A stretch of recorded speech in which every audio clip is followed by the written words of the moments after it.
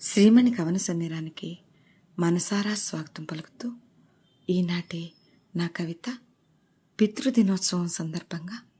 నాన్న, నిర్వచించలేను నాన్న అవధులు లేను నీ ప్రేమను, నే రచించలేను నాన్న నిడివి తరగని నీ త్యాగచరితను. కడలి కన్నా లోతు కదా కన్న తండ్రి ప్రేమ, కనిపించే ఆ దేవుని రూపు కదా నాన్న.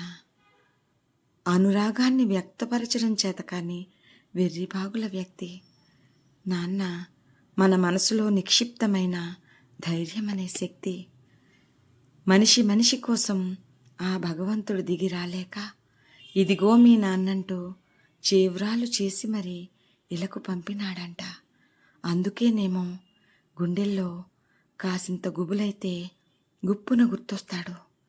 కన్నులు కాస్త చెమ్మగిల్లితే తక్షణమే కొండంత ఓదార్పై సాక్షాత్కరిస్తాడు. మన అడుగుల దారుల్లో తన అరచేతిని పానుపుగా పరిచి మన అభ్యున్నతి కోసం అనుక్షణం తపించిపోతూ, తను కరిగిపోతున్నా తనువు అరిగిపోతున్నా తరగని చిరునవ్వులే మన ముంగిట విరబోయిస్తాడు.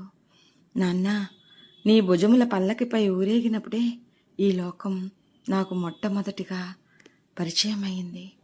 నీ గుండె పానుపుపై ఆదమరిచి నిద్రపోయినప్పుడే నీ గుండె చప్పుడు లాలిపాటై నా అణువులోనూ అనురాగాన్ని ప్రవహింపచేసింది. నా శిరస్సుపై నీ చేతులు ఆంచి నువ్విచ్చిన ఆశీస్సులు నన్ను ఆ గగనమంత ఎదిగే అవకాశాన్నిచ్చాయి. నువ్వు చూపించిన నడకదారులు నా లక్ష్య సాధనకు దారిని సుగమం చేశాయి. ఎప్పుడు నీ వాత్సల్యాన్ని మాకు కనిపించనీయకుండా గాంభీర్యం ధరిస్తావే గాని మౌనంగా నా ఎదుగుదల కోసం అనుక్షణం తపస్సు చేస్తూ నువ్వు మహర్షిగా మారావని మేము గ్రహించలేదనుకున్నావా?